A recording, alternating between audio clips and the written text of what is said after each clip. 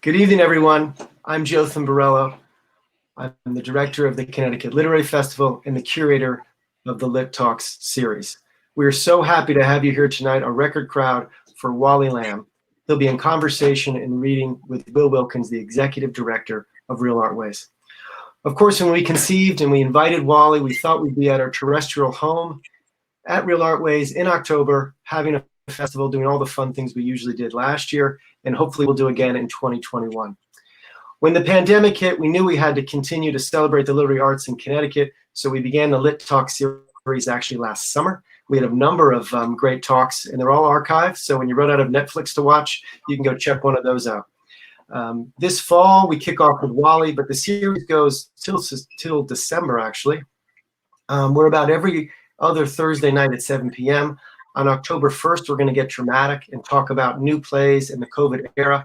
That'll be moderated by Rachel Alderman, who is an artistic associate at Hartford Stage. And then on the 15th, we have beloved Connecticut poet Marilyn Nelson. So please check the schedule and visit us again and come back. Also, the festival is getting into the publishing game with our partner, the English department at Central Connecticut State University. We're publishing the inaugural Connecticut Literary Anthology. We're going to feature 36 poets and prose writers in a very handsome book. It'll be out in November, and you'll hear more about that this coming fall. And please pick up a copy. I also want to thank our sponsors. The festival, our headquarters is at Central Connecticut State University. Real Artways is a partner, and of course, CT Humanities. CT Humanities has been supporting artists and artistic organizations through the entire pandemic, and we thank them for the financial support. Lastly, a shout out to our technical producer of Lit Talks, which is Christiana Torres, and our entire staff of Matt and Liz and Victoria and Connor and Alex. So lastly, a bit of housekeeping. Tonight, you can ask questions of Wally. You'll see the Ask a Question button. The neat thing about the platform, you can then vote on a question. So when I go to these things, someone always asks my question, but better, you can vote on their question. You'll see the votes will go up to the top. We will get to as many as we can later in the hour. So before that happens and everything else, we're going to hear from Wally Lamb and Will Wilkins. So I'm going to hand it over to our moderator for the night, Mr. Will Wilkins. Will, take it away. Thank you, Jotham. Hey, Wally, it's great to see you. Well, you too. You know, I've lived in Connecticut now for about 30 years, and I remember very well when I first was here. And within the first couple of years, there was a local guy named Wally Lamb who had written a book called She's Come Undone, and it made the New York Times bestseller list. And you know, and I asked people, do you know this guy? And people said, "Oh yeah, I'm in a writing group with him." So we've got a lot of people listening today who care about writing, people who are writers, people who are teachers. And I want to ask you about that, the impact for you in your writing of being in a writing group at that point. What was that like? Well, actually, it's something that I'm still active in. Several other people, poets, fiction writers, short story writers, memoirists. We get together once every couple of weeks, and we share either new stuff or revision. And I like to just shut up after I've read something of mine and take down as quickly as possible what everybody's saying. And I don't always agree with what's being said. So I'm writing like this, and I'm thinking, yeah, right. When the experience cools off, and that comment that I didn't really agree with, that's often exactly what I needed to hear to make it better. I started it. It wasn't long after I started trying to write fiction that I entered a Master of Fine Arts program at what was then Vermont College. Now it's Vermont College of the Fine Arts.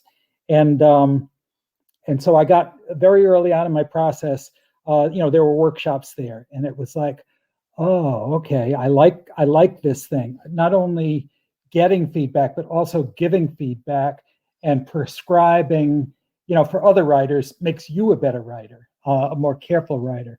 And so that's always been a part of my process. I've always been grateful for people who, respond.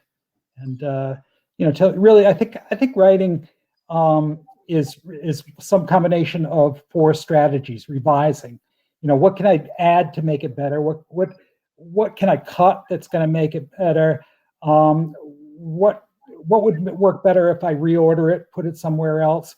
And the 4th strategy is, what do I need to clarify? Lots of times I think I'm being very clear, and then the people will say, well, I didn't get that, or was that the grandmother talking, or that kind of thing.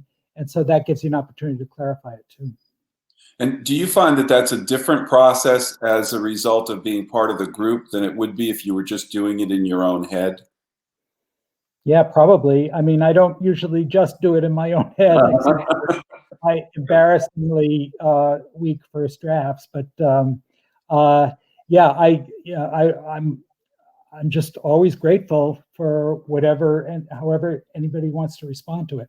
I sometimes will, and I'm doing this tonight. I'm going to be reading from a work in progress, a novel in progress, and I'm a little nervous about that. But I also I think it's important to sort of walk out onto the diving board and take a leap and hope that your head doesn't hit the diving board on the way down. We'll all be right behind you on the diving board, Wally. So I'm not sure if that's going to make you feel comforted or nervous, but you're going to be pushing me. Talk to me about something that I read about you that I really would love to hear you talk about: your relationship as a kid to comics. Oh yeah, I read a lot about writers and how they began their process and who they were when they were kids, and it's different usually. More traditional. It's more the traditional path. I think for writers is to journal and do that kind of stuff when they were kids. Read avidly, and neither of those things was true when I was growing up.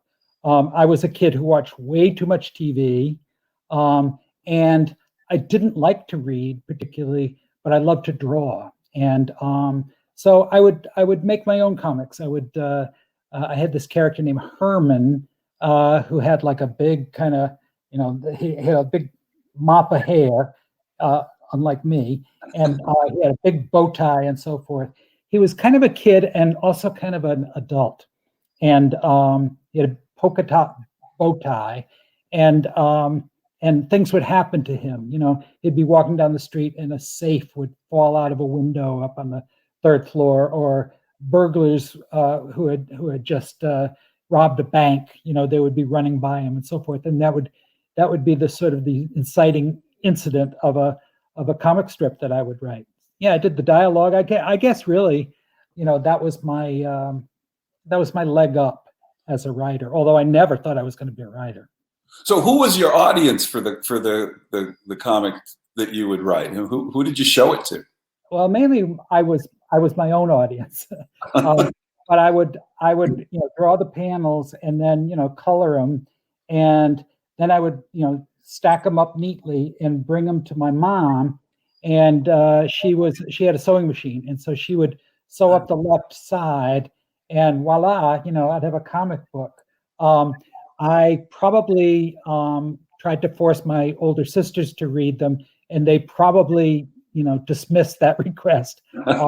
But I just like doing it. It wasn't really so much for the outcome as the experience of doing it. And I think to some extent that's still true of me when I write. It's not always pleasurable for me by a long shot, but it's about writing, not about what comes after publishing for me. Mm-hmm.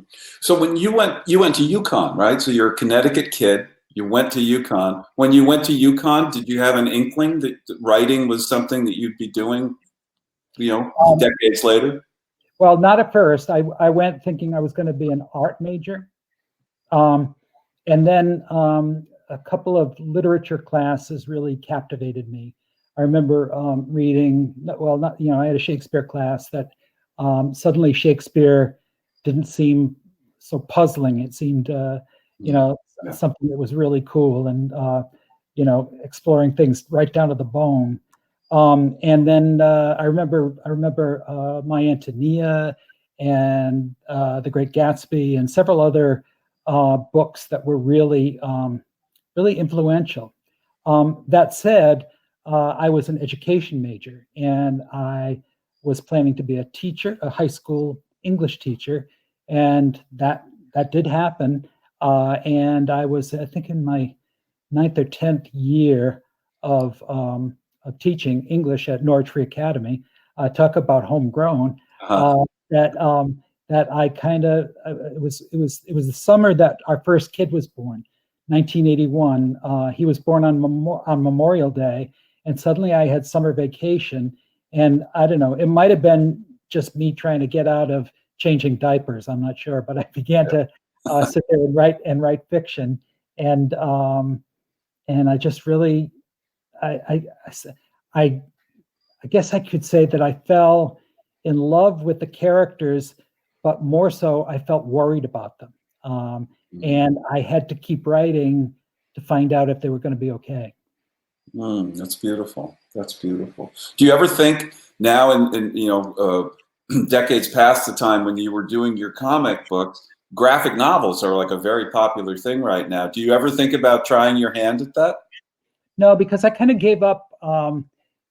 Writing. I mean, drawing, like anything else, is a skill that you have to keep practicing. And my drawing hasn't really advanced much since my first year of college. So I don't think I'd be any good at that. But I read. I read graphic novels. Not that I don't like the real extreme stuff, but I like graphic novels that have a kind of a realistic cast to them. Yeah. I read that your first stories were published in Northeast, which is part of the Hartford Current. Back in the kind of a beautiful thing to read and to realize the significance, the impact of Northeast Magazine.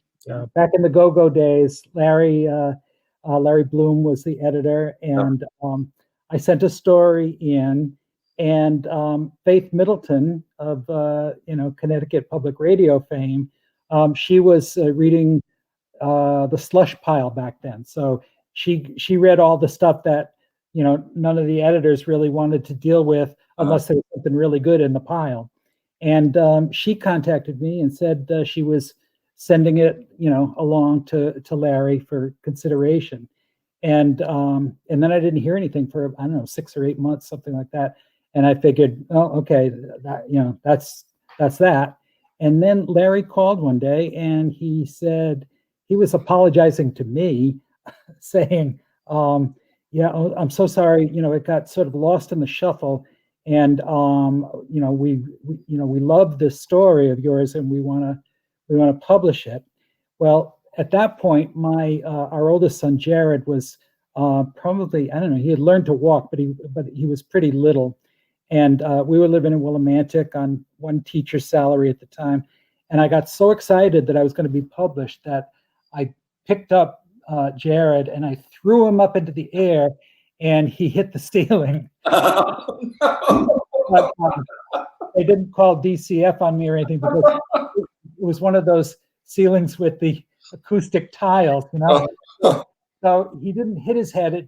His head just disappeared and then put back into view. So and then when that story came out, I drove up to the convenience store. It was on a Sunday. That's when the magazine came, and I bought, I don't know, 2 or 3 copies of the Current.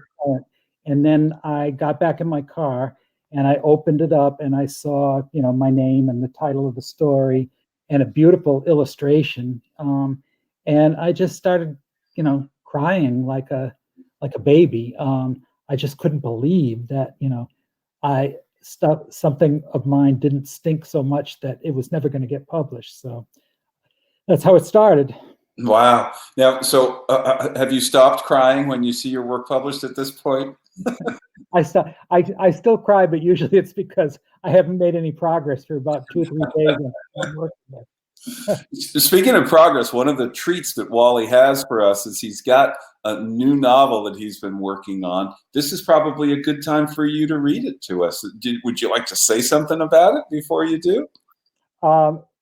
Yes, don't all tune out, please. My virtual audience here. No, I'd just like to say that I've been working on this for a couple of years now, and it's not going to be finished for quite a while. But it is, hold on. It's about a guy who's was born in 1982, and I think that makes him a millennial. He's born in the early years of being a millennial. His name is Corbin, or he goes by Corby Ledbetter, and I'm going to read from chapter 2. And this is kind of like, I mentioned before, the inciting incident that kind of, sets the novel in motion. So this is his voice. And he says, on the 3rd of April, 2017, I took a 6 a.m. Ativan and chased my morning coffee with a couple of splashes of Captain Morgan. Then I started making French toast. My wife Lily was in the bathroom getting ready for work, and as soon as the shower stopped, I could hear the twins babbling to each other in the nursery that we had converted from my studio a year and a half before. My easel, canvases, and paints had been exiled to the space behind the basement stairs. It hadn't been much of a sacrifice. I made my living as a commercial artist, and when I got home after work, the last thing I felt like doing anymore was standing before a blank canvas and waiting for some abstraction to move from my brain down my arm to my brush to see what came out. Now, 2 tiny humans had come out of Lily, Maisie first, the alpha twin, and then behind her Nico, who later would learn to creep, walk, and talk after his sister did. In the developmental race, Nico had always come in second. But as their personalities began to emerge, she became our more serious, driven twin, and he was our mischievous little laughing boy. I loved them more deeply each day for who they were. How could some artistic indulgence of mine have competed with what 9 months earlier Lily's and my lovemaking had created? It was not even close. Laid off, given the axe, shit-canned, sacked. On that April morning of French toast making, 10 months after I had been let go, I had felt only pleasantly buzzed, just enough Ativan and rum to take the edge off. I had lied to Lily, told her that after I dropped the kids off at her mom's, I would send out another round of resumes, make a few follow-up calls, and then drive over to Manchester because Hobby Lobby had advertised an opening in their framing department. In truth, having been defeated by several months' worth of humiliation in my unsuccessful search for employment, and now dreading the possibility of actually getting that Hobby Lobby job and having to mat and frame people's mass-produced poster art at a big box store, I would not be driving to Manchester or doing anything else on my false agenda. I would be heading to the liquor store for another fifth of the Captain, and then back home to consume it while watching some daytime TV, CNN, The People's Court, The View, and if I could find it again, that channel that ran reruns of Saved by the Bell.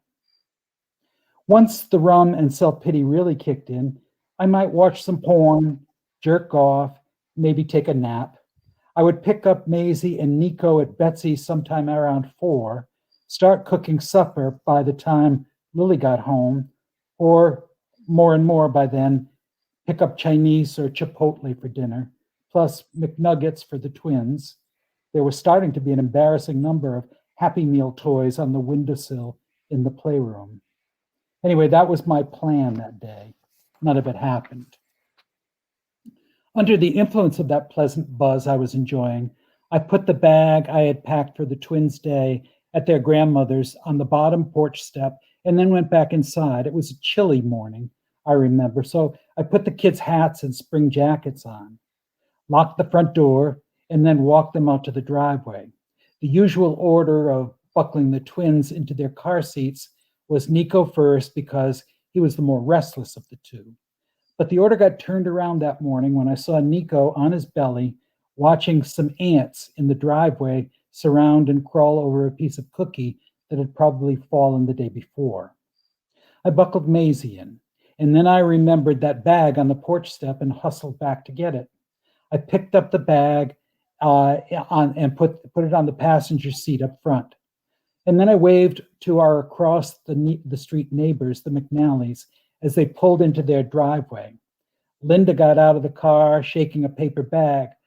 Mr. Big Spender just took me out for breakfast, he called over to me. Egg McMuffin to go. Woo, woo.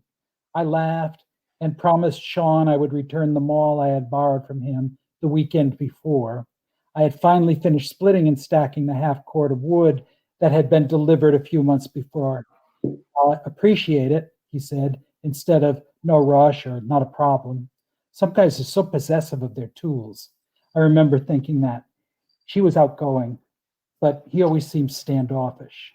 How are my two little sweetie pies? Linda asked. Oh, you mean double trouble? They got a hold of some crayons yesterday and scrawled all over the kitchen floor.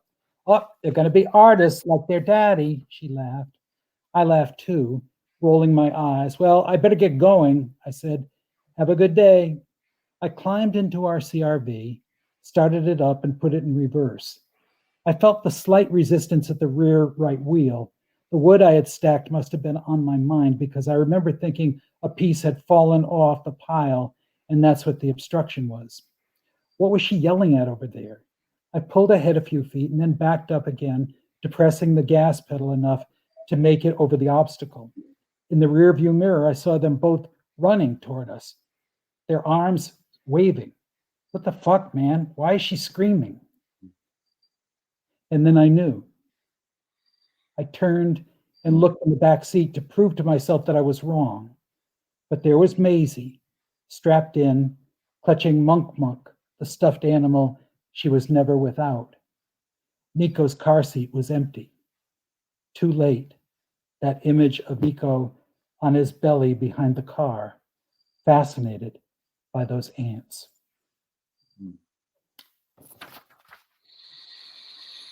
Now that I brought the party down. Wow. That's powerful, Wally. Yeah, that's powerful. I usually write what I'm afraid of. I write about what I'm afraid of. Yeah. That's a fear that every parent has. That's and every grandparent too. Every grandparent. Yeah. Thank you for sharing that. Thank you very much. I figure my heartbeat will start slowing down about an hour and a half. Yeah. Oh my. There are some questions that have come in from the audience, and and people, I guess, are they get to vote and say, hey, yeah, well, answer this one, okay? So one of the questions is, what's your favorite book as an adult?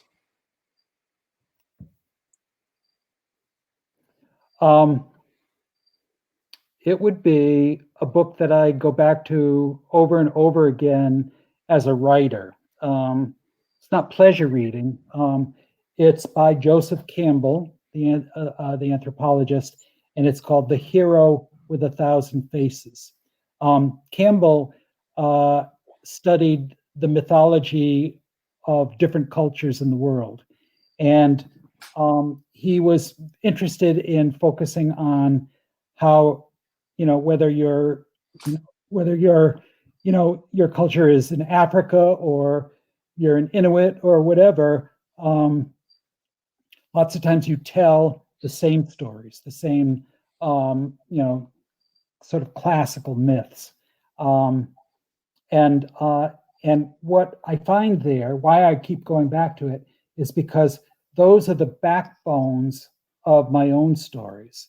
I wrote, my first novel was She's Come Undone, and nobody needs to know this, but I was kind of following the plot line of Homer's Odyssey. And, I was writing a story about a young woman named Dolores who is safe but miserable at home base. And then she's pushed out into the world, and she has a bunch of adventures. She gets banged up and bloodied up, and she does some banging up and bloodying up. And then she does a U-turn, comes back to home base. And I was interested in exploring, what she had learned by her life experiences, and had they made her a better person. So, that's one example. That is a beautiful answer, and I wasn't necessarily expecting the two of those. And reading She's Come Undone, that never occurred to me. But when you say it, I'm just absolutely. It's this journey that she went on. Absolutely. I know this much is true is based on a really weird Hindu myth called The King and the Corpse.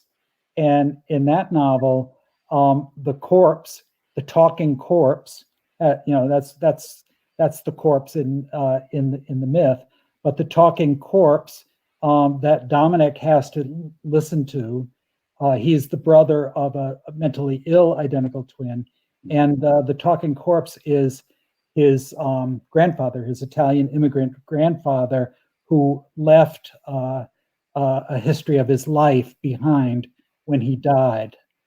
So yeah, they're just techniques that I use. Yeah. Speaking of technique, one of the questions that is coming from the audience, people are curious whether you write from the beginning to the end, or do you have the ending worked out first? Yeah. First of all, I wanted to say hi to everybody, even though I can't see anybody.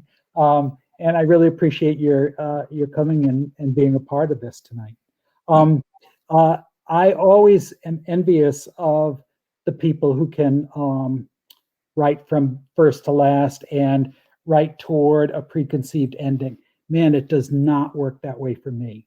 Mm-hmm. I write these little islands of story, and then I have to figure out where they go, or if they go. Where I started with, I know this much is true, I had this character who I hadn't named yet, and he's driving in the middle of the night.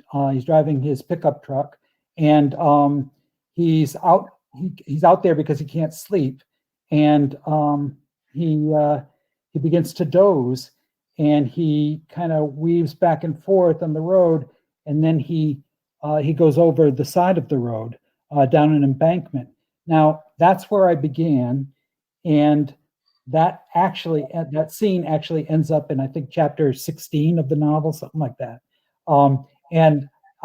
They, as some of you know, they made an HBO series based on that novel, starring Mark Ruffalo, who I am thrilled to say just won the Emmy for his acting in that as the two identical twins. But that scene where I started that novel at the beginning of a 6-year journey, that's in the movie too. He hears a noise out in the parking lot at the condo where he lives, and kids have vandalized his car. I think it's Halloween, and he gets out, and he's just really pissed off at the kids, and he's just going to drive to cool himself down. And but that's where that was the humble beginning of that story. I didn't know he had a brother, let alone a brother who was had schizophrenia. Speaking of, I know this much is true. One of the questions that people are curious about is how much input you had in the adaptation. Were you an active part of that development process? To a point, in the sort of getting ready for the thing, I had that novel sold in 1998, right after it was published, the same within a month. It was sold to 20th Century Fox, and they were going to make a theatrical film, like a 2-hour movie. But as some of you may have noticed, that book is like a monster. It's like 900 and something pages. And the problem that the screenwriters couldn't tackle was that they couldn't fit, that story into 2 hours. And so they tried for 15 years to make a film of it, and directors and writers came and went. And then at the end of 15 years, I get a call from my agent, and she said, have you ever read that little thing in your contract that said, if they didn't make the film in 15 years, the rights revert back to you? And I said, no, who reads those contracts? They're way too long and boring. So, but anyway, I got the rights back. And meanwhile, in those 15 years, here comes all this premium television with wonderful actors and directors and so forth. So my agent said to me, who would you like to see play the twins? And I said, oh, that's easy, Mark Ruffalo.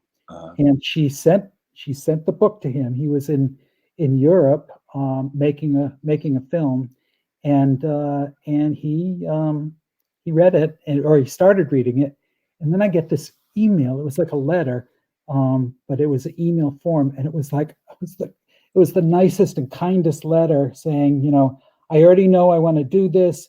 These are my people. He grew up in, working class. He had a very difficult brother who he was, his brother's keeper for, and so forth. And so we started working on it together. When he came back, I met him down in, I think it was Soho, for lunch, and and he had gotten there first. And he said, when I told him I was here, he goes, "Oh, Wally, man." He said, "Yeah, I've been so nervous to meet you that I've changed the table 3 different times." And I'm like, lower your expectations. But anyway, we hit it off. We had about a 3-hour lunch, and so I really knew that I wanted to work with him, and he wanted to work with me. So we interviewed directors and that kind of thing, and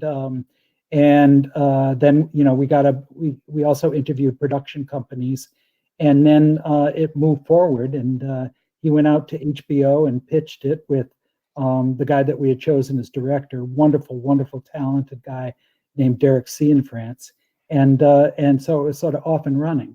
Now my title, I'm one of the executive producers. And what that actually means, it sounds very impressive, but it does, yeah. What it actually means is that I can sit in the car with the cool kids, but I have to keep my mouth shut.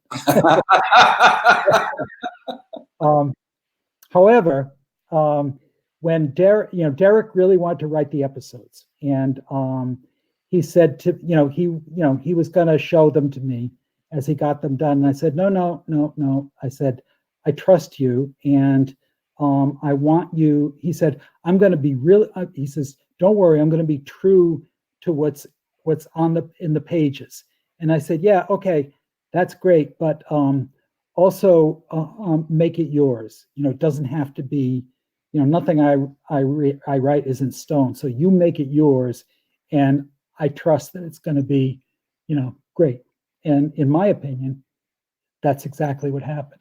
That's beautiful. Now, when you say nothing you write is in stone, is that in just particularly reference to that, film process, translation, or just in general? That's how you feel about your writing? Well, I tell you, everything I write is imperfect. Some more imperfect than other stories, but I feel uncomfortable when I'm at a reading and there's an audience. I vaguely remember when that used to happen. But when people, I have the book and they're reading along with me, sometimes they'll look up and they'll be confused because when I'm reading it, I'm still fixing it. So what they hear is not exactly what they see on the printed page. Yeah. That's kind of beautiful. It's alive, right? Mm-hmm.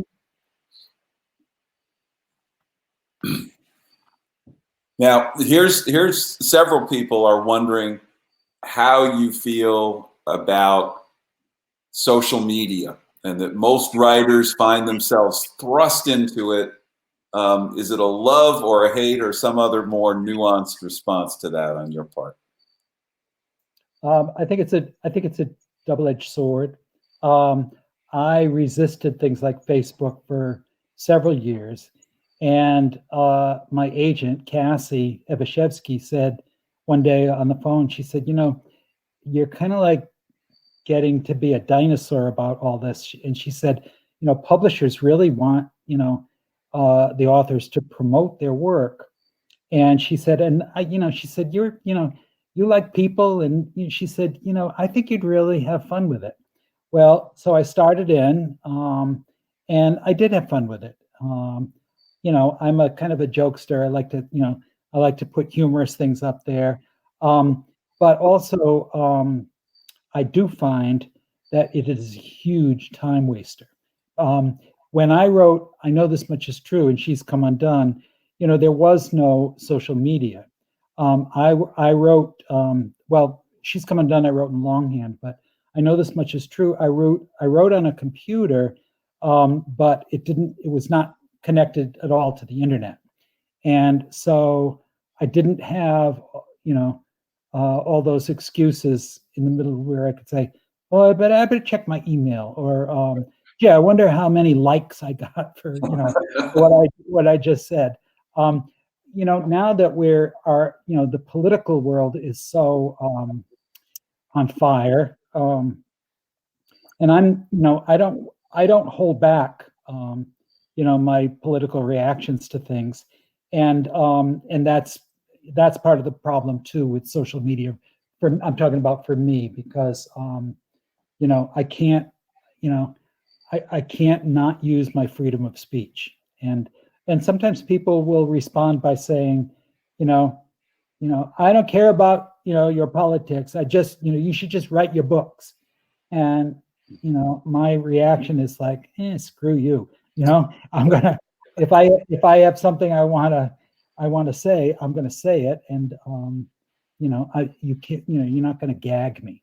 But that sometimes gets me in trouble too. Yeah, well, like John Lewis would say, get in trouble, good trouble, right? Yeah, well, yeah. Depending on where other people's politics are. Here's an interesting question, Wally, and she says, I've read everything you've written. Your female characters are so well developed. I am a child incest survivor, and reading We Are Water was difficult to get through as it was so close to the emotions I had to work through. Where does your insight come from? Well, I've never been afraid to write female characters. Probably I owe that to my older sisters.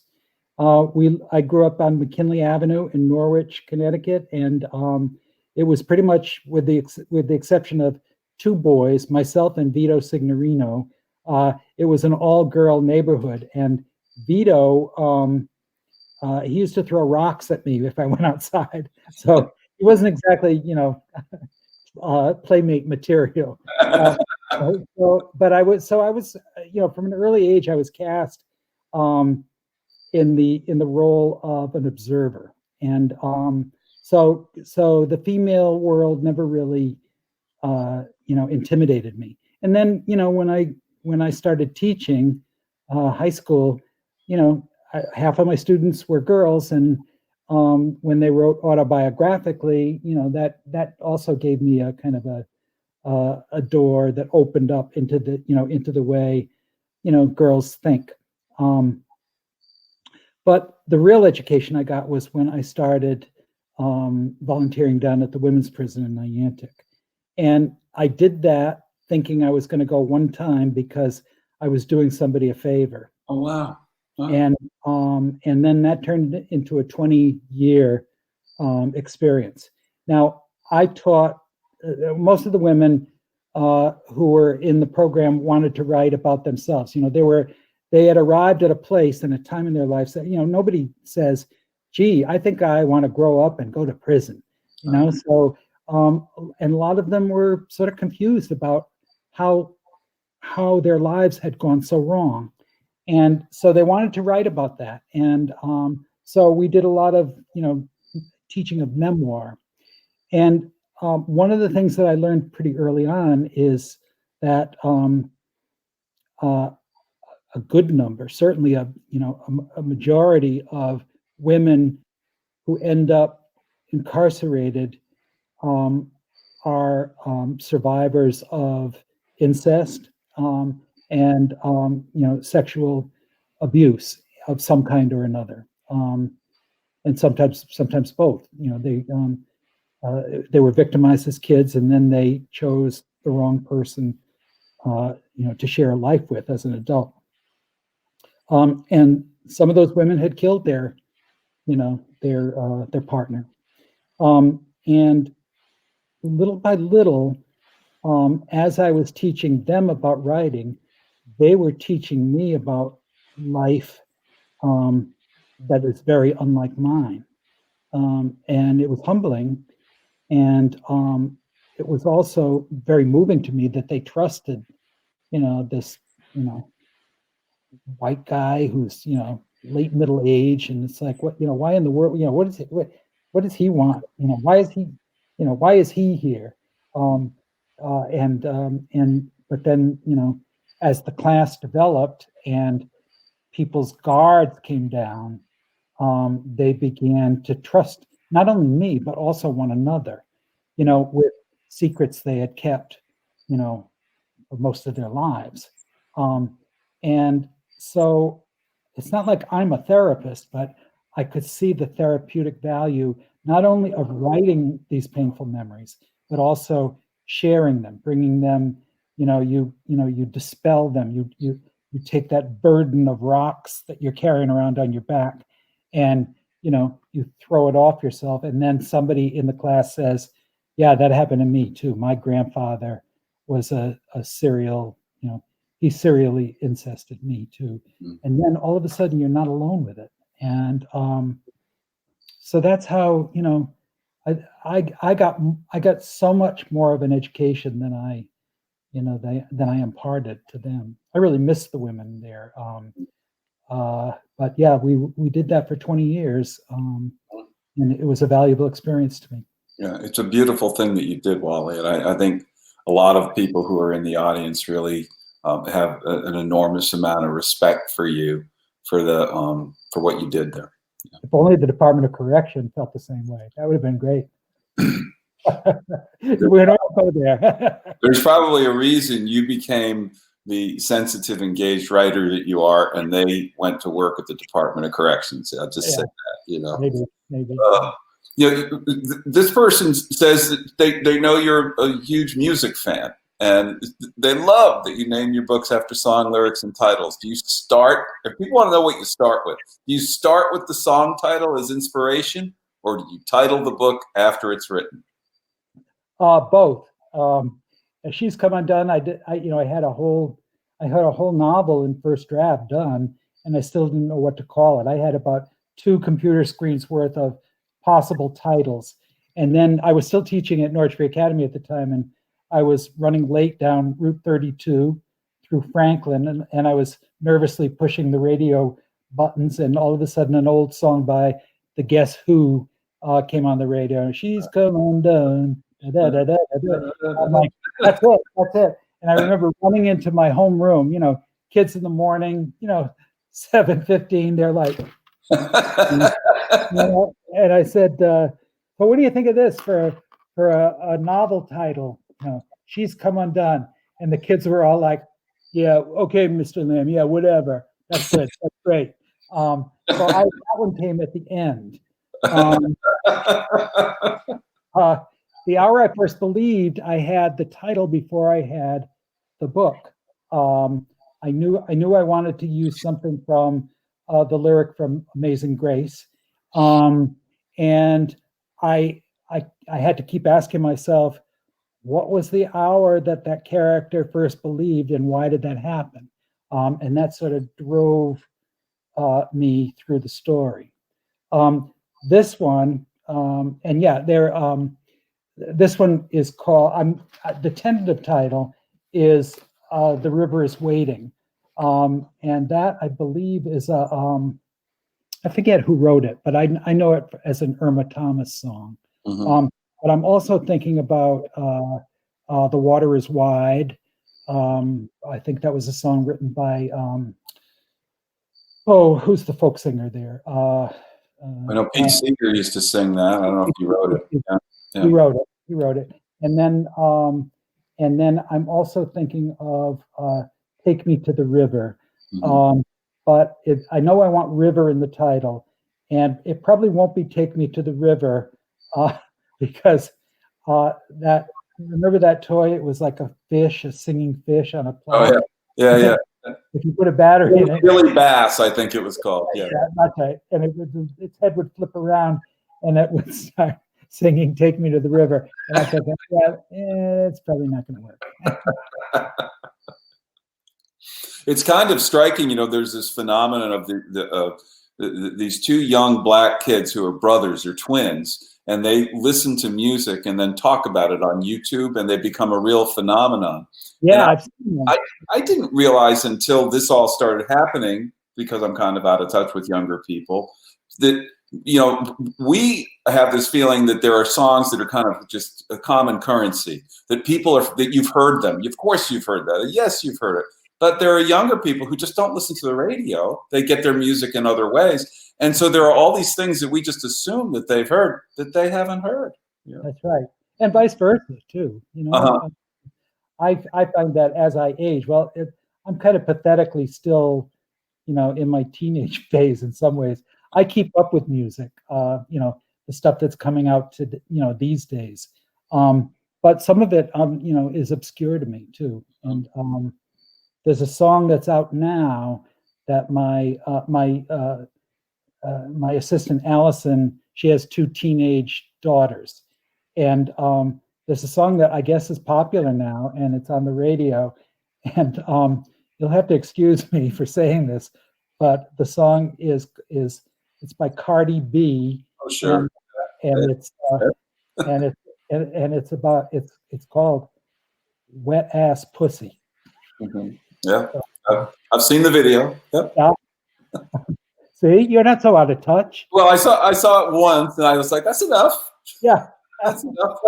It's so shocking to me that I'm so old that I remember when the Rolling Stones were going to be on the Ed Sullivan Show, and they were going to sing their song "Let's Spend the Night Together," and Ed Sullivan made them change the lyric to "Let's spend some time together." So what a world, it sure is different than it used to be.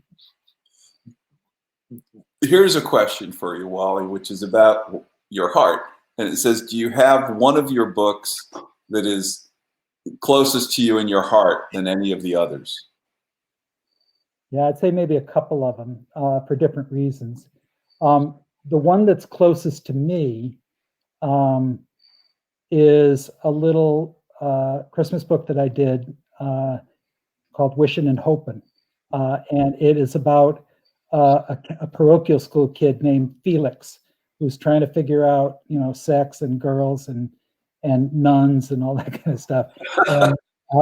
And even though people assume I went to parochial school, I didn't. I went to public school. But Felix is pretty close to me when I was that age. The story that I think I learned the most from, and it certainly took the most from me, and it took 9 years to write, was my third novel. It's called The Hour I First Believed. And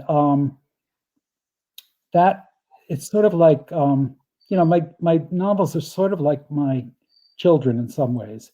I birthed these things, and that's my child that has gone out into the world and has been less appreciated than some of my other children.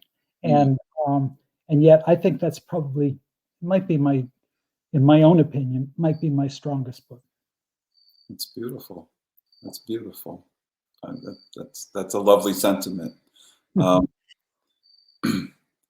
Somebody, this is a practical question, I guess, in a way.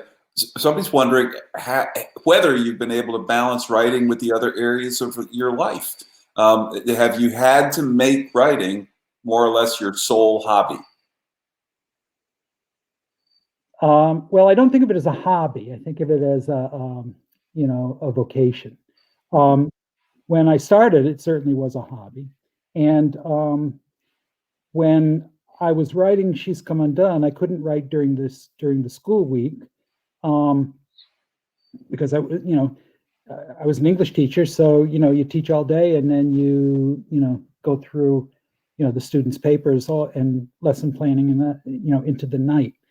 So I was a weekend writer, and I'm lucky that I'm an early riser. So I would set the alarm on Saturday and Sunday and get up at 4:30 in the morning or so and drive up. I lived in Willimantic at the time, and I would drive up to UConn.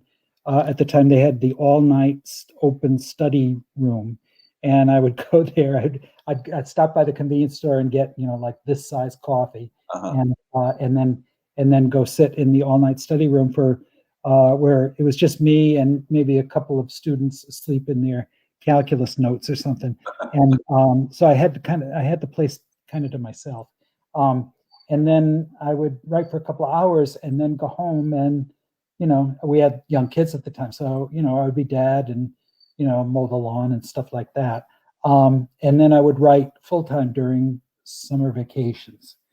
And then, so writing and teaching, I did that. I had to balance them, and they were always out of balance for a number of years. And then, because of the Oprah royalties that started coming in, I was able to leave, and I did that with reluctance too. I had gone from teaching at NFA to teaching at UConn. And I found that I thought a college teacher's schedule was going to be a lot easier to incorporate your writing time, and I found out that wasn't the case. So I retired from teaching and made writing my full-time work, except for my volunteer teaching at the prison. And but I would have thought that I would be way more productive when that happened. And I'm not.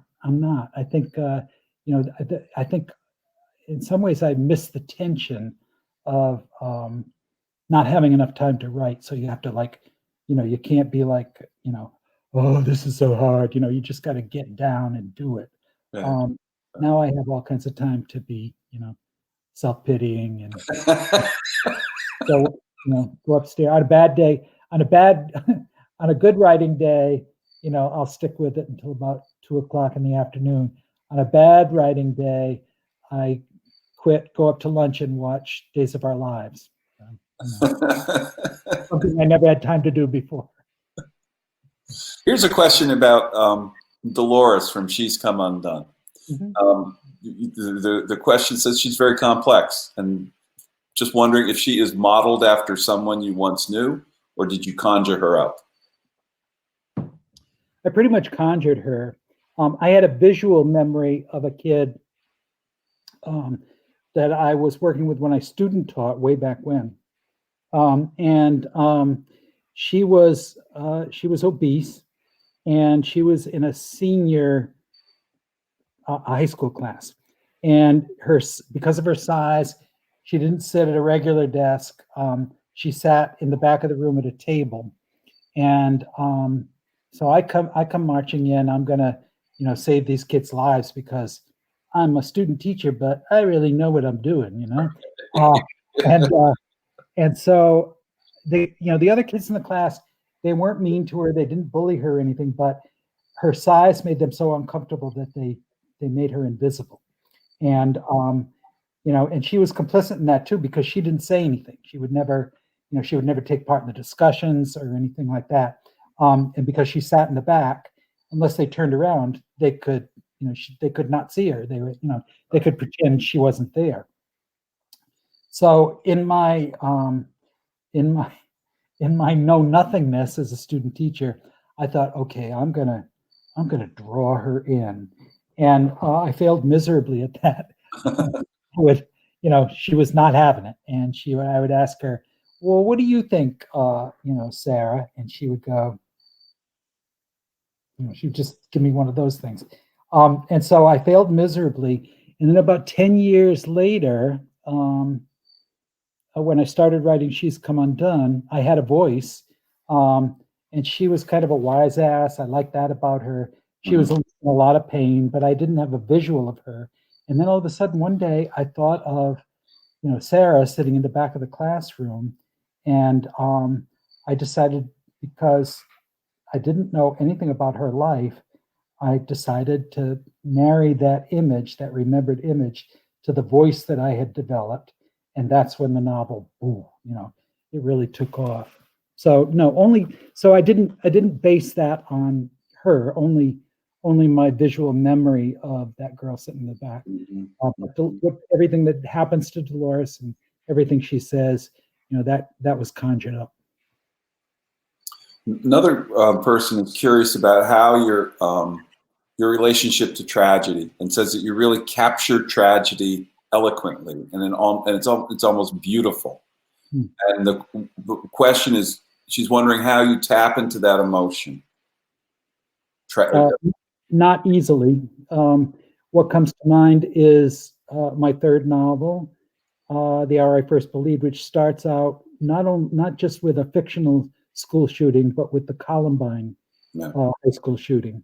Yeah. And those kids, Eric Harris and Dylan Klebold, they haunted me because, they were hiding in plain sight, and then all of a sudden they did this unspeakable thing. And I had been a high school teacher at that point. I think I was teaching at UConn at the time, but I certainly had a lot of experience as a high school teacher, and I was very reluctantly wanted to write a novel where I had to confront them, and I was nervous about doing that because I didn't know if it was appropriate for me to write fiction about such a horrible, real thing. And I felt I needed to do that. And so I wrote the novel, took about 9 years. And when it was published, I was sent on a long book tour, started on the East Coast and traveled successively west until I hit California. And I was very nervous about my Colorado reading because it was at an auxiliary store of the Tattered Cover in the Denver area. And it was in a town that's right next to Littleton, Colorado.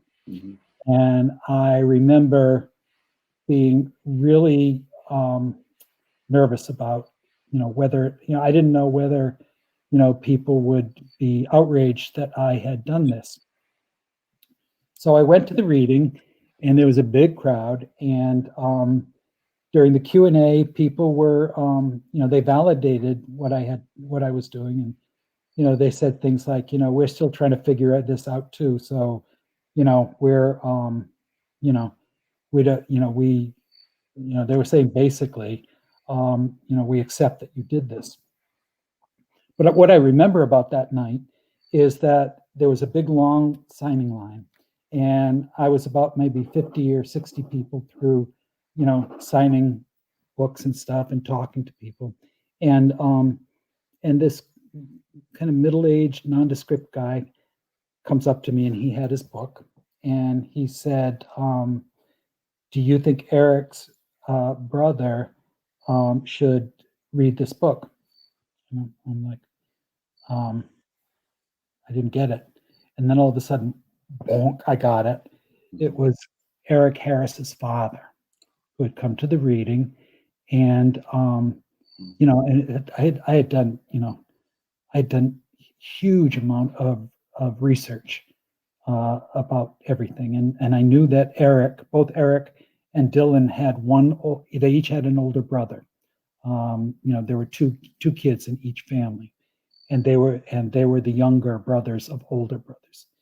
And I said to him, Mr. Harris, how is your other son doing? And he said he had to get away from it all, so he joined the army, and he's fighting overseas right now. And I said to him, I've got like maybe 75, 100 people waiting to have their book signed, and I was so overwhelmed that I said to him, Mr. Harris, I said, I worked on this for 9 years, and I don't have any answers for you. And he said, and I don't have any answers for you. And I didn't know what else to do. So I put my hands out, and he grabbed on to my hands, and we just held on tight to each other for, like maybe 5 seconds or something like that. We exchanged emails. We had a couple of, not very deep exchanges after that. But that's probably the reading and book signing that I remember most vividly out of all the ones that I've done. Thank you so much for sharing that, Wally, with us. Thank you. I think we have time for maybe one more question. These are great questions. Great questions. So I think you're going to appreciate this one. Oh, let's see. Where did it?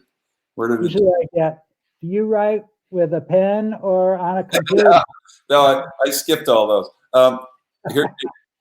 Here's a good one, Wally. We're going to finish on this one. It says, Wally Lamb, you were my high school writing teacher at Norwich Free Academy.